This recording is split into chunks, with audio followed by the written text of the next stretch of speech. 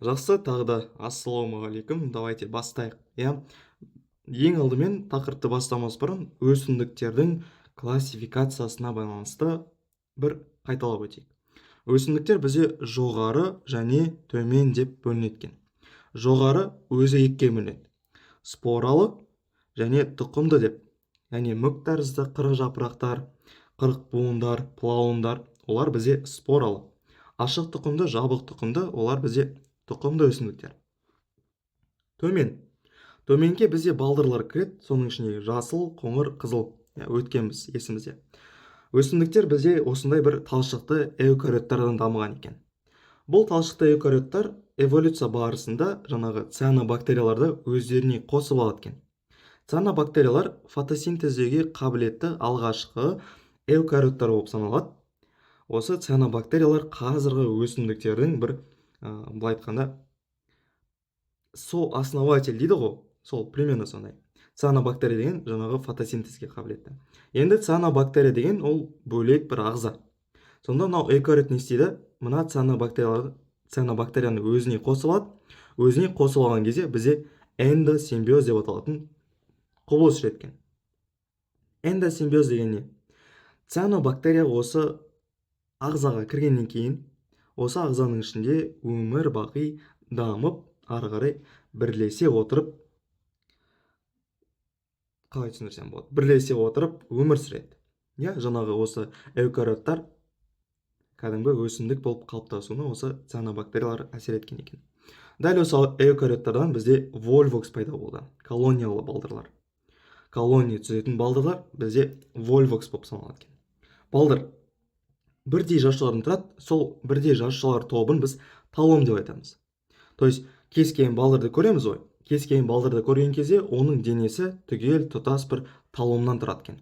Талом деген жаңағы бүкіл қызметі де, оның құрылысы да, жасушалар да бірдей құрылым. То есть жасушалардың жиынтығы. Енді таломның бірнеше түрі болады екен. Бір жасушалы, жаңағы талшықты и колониялы деген сияқты. Талшықтыға немесе ниточный, спирогера кіреді. Бір жасушалыға хламидомонада, вольвоксқа колония. Балдырларда бізде өткізгіш ұлпасы болмайды. Оның орнына талом болады. Талом бүкіл минералды заттарды, судың барлығын осы денесімен сіңіреді. Талом деген сол грубо говоря, сол денесі ғой, балдырдың денесі. Енді бүгінгі давайте мүктің құрылысына бір мән берейік.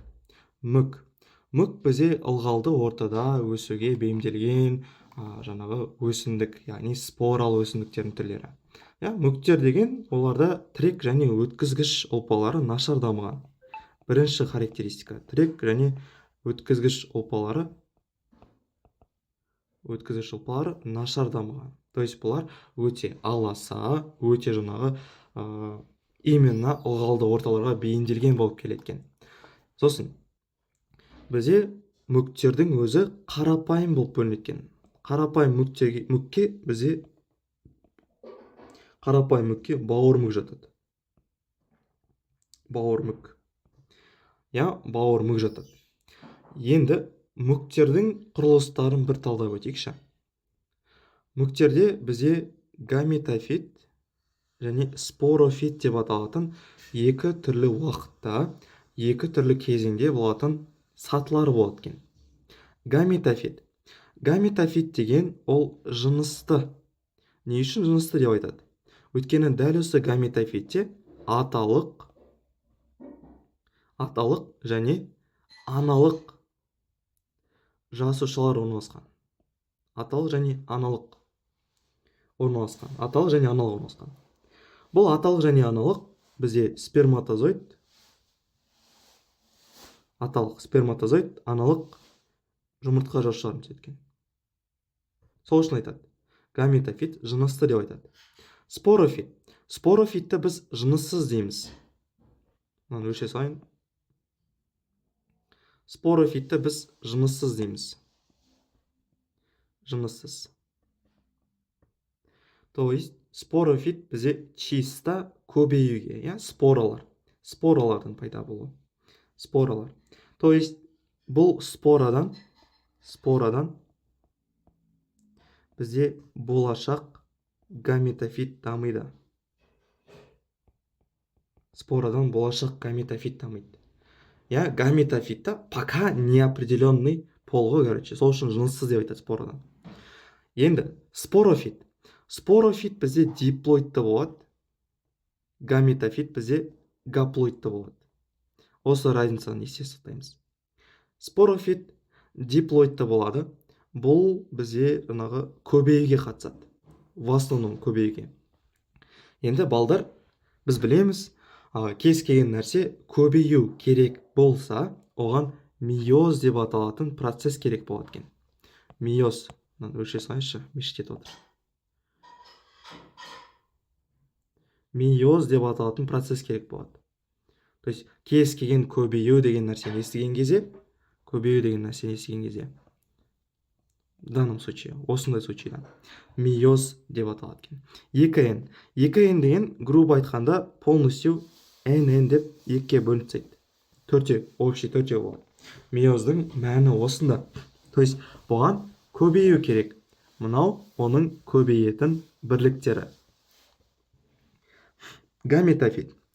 Гаметофит сатысы деген, ол всегда өсу, даму, қоректену, аумау деген сияқты, в общем, көбеюден тыс бүкіл нәрсенің барлығы гаметофитте жүреді.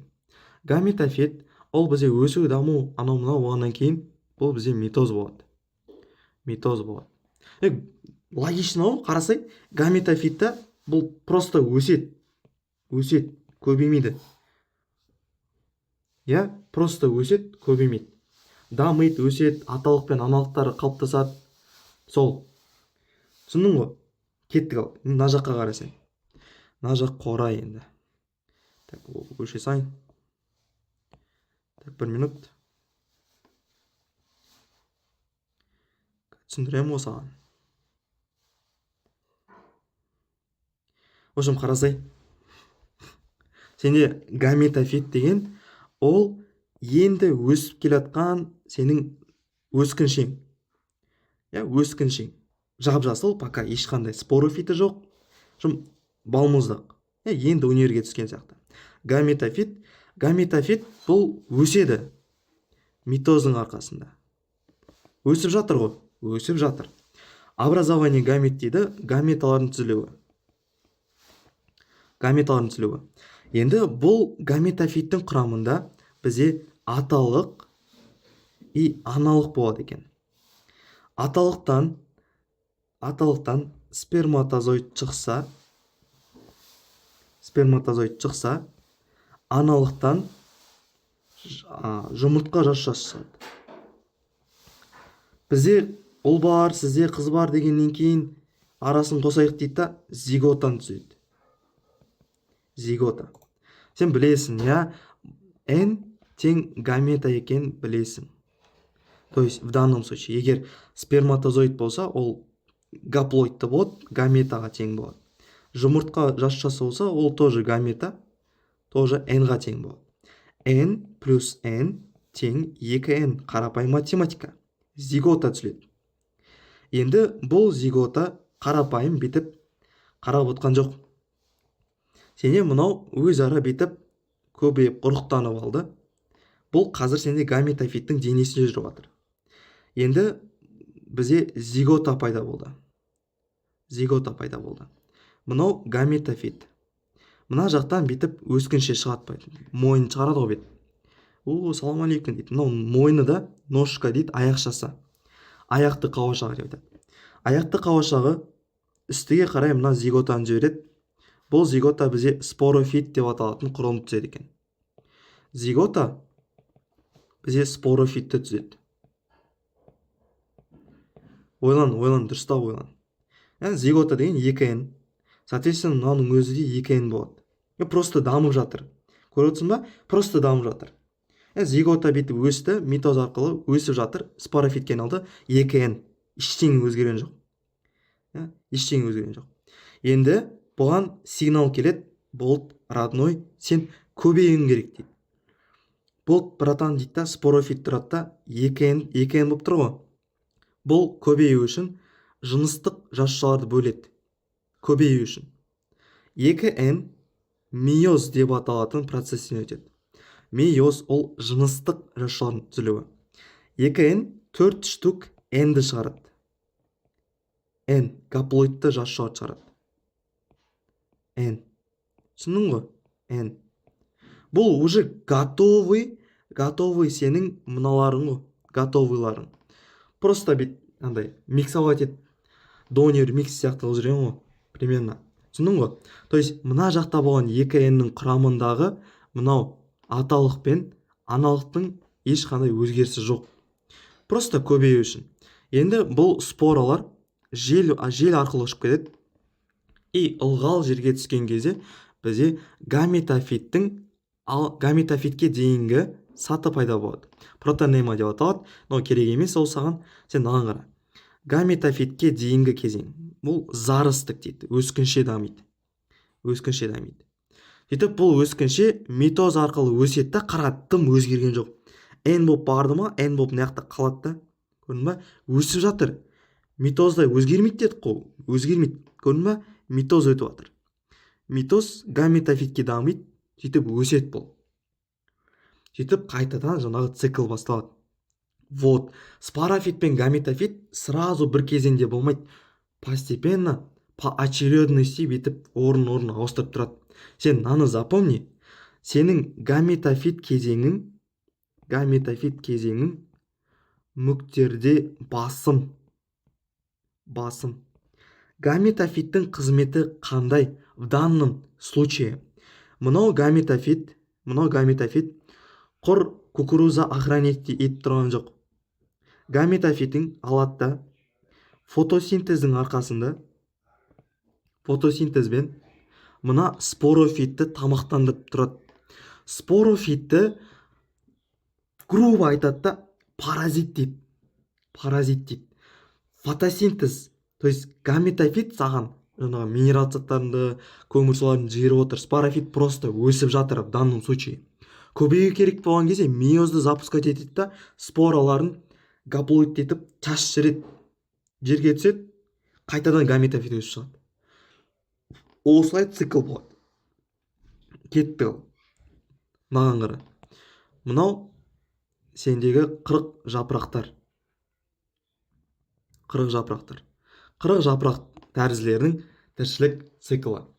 Маған қарай ғой. 40 жапырақ тәрізділерде в основном спорофит басым болады. Неге біз басым деп айтамыз? Потому что сен 40 жапырақты бірінші рет көрген кезде, бірінші тұрып мынау жапырақты көресің. Бұл жапырақ и есть спорофит. Спорофит болып саналады ол жапырағы. Енді бұл спорофитінде мынандай точкалар бар. Бұл точкаларды біз сорус деп атаймыз. Сорус.